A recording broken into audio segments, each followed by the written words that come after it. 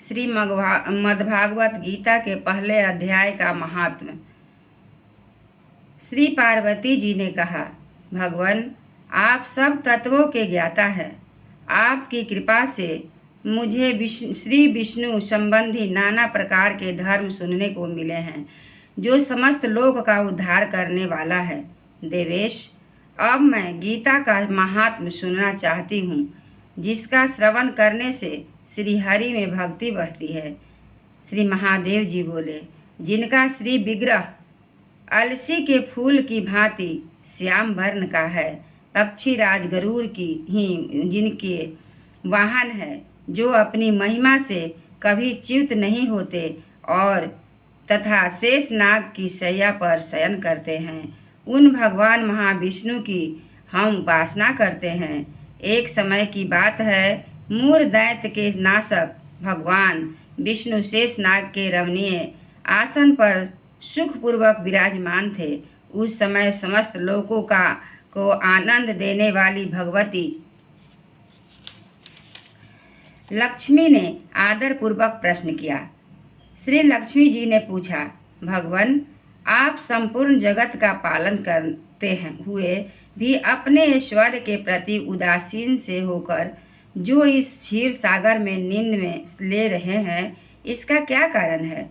श्री भगवान बोले, सुमुखी, मैं नींद नहीं लेता हूँ, अपितु तत्व का अनुसरण करने वाली अंतर्दृष्टि के द्वारा अपने ही माहेश्वर तेज का साक्षात्कार कर रहा हूँ।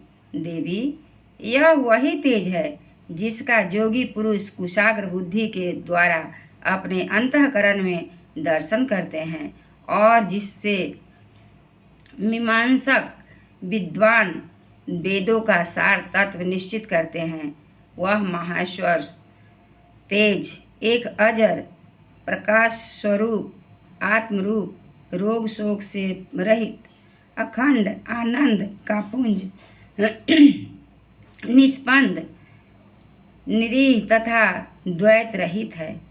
इस जगत का जीवन उसी के अधीन है, मैं उसी का अनुभव करता हूँ। देवेश्वरी, यही कारण है कि मैं तुम्हें नींद लेता सा प्रतीत होता हूँ। श्री लक्ष्मी जी ने कहा, ऋषिकेश, आप ही योगी पुरुषों के जो ध्येय हैं, आपके अतिरिक्त भी कोई ध्यान करने योग्य तत्व है, यह जानकर मुझे बड़ा कौतूहल हो रहा है। इस चराचर जगत की सृष्टि और अहंकार करने वाले स्वयं आप ही हैं, संहार करने वाले स्वयं आप ही हैं, आप सर्व समर्थ हैं। इस प्रकार की स्थिति में होकर भी यदि आप उस परम तत्व से भिन्न हैं, तो मुझे उसका बोध कराइए। श्री भगवान बोले, प्रिय, आत्मा का स्वरूप द्वैत और अद्वैत, पृथक भाव और अभाव से मुक्त तथा आदि और अंत से रहित है। शुद्ध ज्ञान के प्रकाश से उपलब्ध होने वाला तथा परमानंद स्वरूप होने के कारण एकमात्र सुंदर है। वही मेरा ईश्वरीय रूप है। आत्मा का एक तत्व ही सबके द्वारा जानने योग्य है। गीता शास्त्र में इसी का प्रतिपादन हुआ है। अमित तेजस्वी भगवान विष्णु ने के ये वचन सुनकर लक्ष्मी देवी ने शंका उपस्थित करते हुए कहा, भगवान, यदि आपका स्वरूप स्वयं परमानंदमय है और मन वाणी की पहुँच के बाहर है, तो गीता कैसे उसका बोध कराती है? यह मेरे इस संदेह का आप निवारण कीजिए। श्री भगवान बोले, सुंदरी, सुनो, मैं गीता में अपनी स्थिति का वर्णन करता हूँ।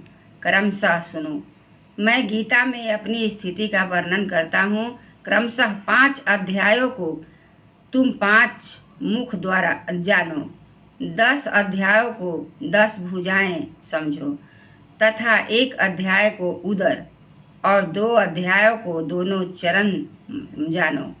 इस प्रकार यह 18 अध्यायों की वांग्मय ईश्वरीय मूर्ति ही समझनी चाहिए। यह ज्ञान मात्र से ही महान पातकों का नाश करने वाली है। जो उत्तम बुद्धि वाला पुरुष गीता के एक या आधे अध्याय का अथवा एक आधे या चौथाई श्लोक का भी प्रतिदिन अभ्यास करता है, वह सुशर्मा के समान मुक्त हो जाता है। श्री लक्ष्मी जी ने पूछा, देव, सुशर्मा कौन था? किस जाति का था और किस कारण से उसकी मुक्ति हुई? भगवान बोले, प्रिय, सुशर्मा बड़ी खोटी बुद्धि का मनुष्य था। पापियों का तो वह शिरोमणि ही था। उसका जन्म वैदिक ज्ञान से शून्य एवं क्रूरतापूर्ण कर्म करने वाले ब्राह्मणों के कुल में हुआ था। वह न ध्यान करता था, न जप, न होम करता था, न तिथियों का सत्कार करता था। वह लंपट होने के कारण सदा विषयों के सेवन में ही आसक्त रहता था। हल जोतता और पत्ते बेचकर जीविका चलाता था। उसे मदिरा पीने का व्यसन था तथा वह मांस भी खाया करता था। इस प्रकार उसने अपने जीवन का दीर्घकाल व्यतीत कर दिया। एक दिन मूढ़ बुद्धि सुशर्मा पत्ते लेने के लिए किसी ऋषि की वाटिका में घुस रहा था। उसी बीच में काल रूपधारी काले सांप उसे डस लिया। सुशर्मा की मृत्यु हो गई। तदनंतर वह अनेक नरकों में जाकर वहाँ की यातनाएं भोगकर मृत्युलोक में लौट आया और बोझ ढोने वाला बैल हुआ।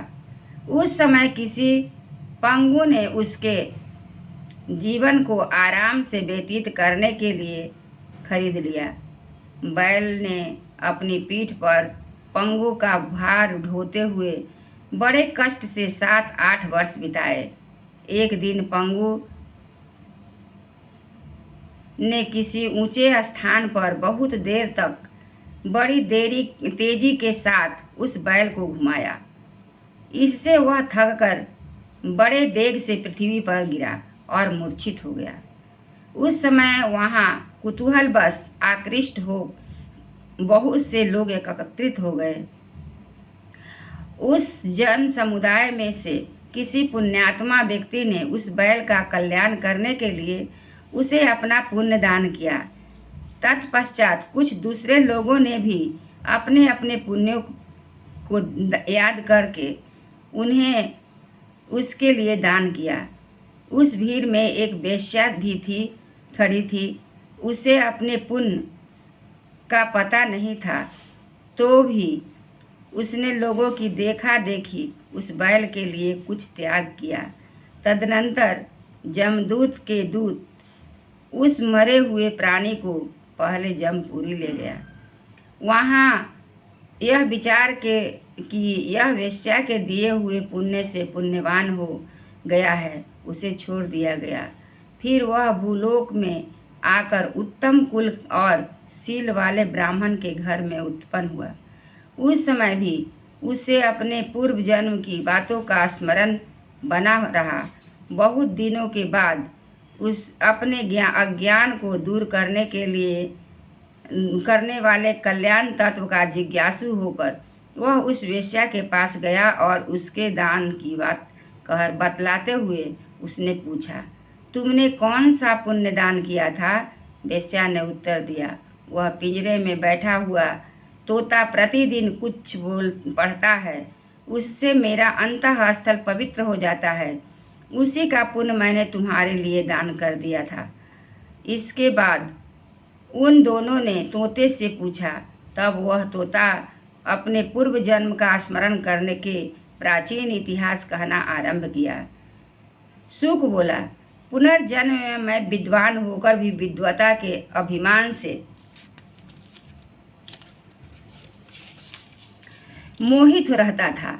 मेरा राग द्वेष इतना बढ़ गया था कि मैं गुणवान विद्वानों के प्रति भी ईर्ष्या भाव रखने लगा था।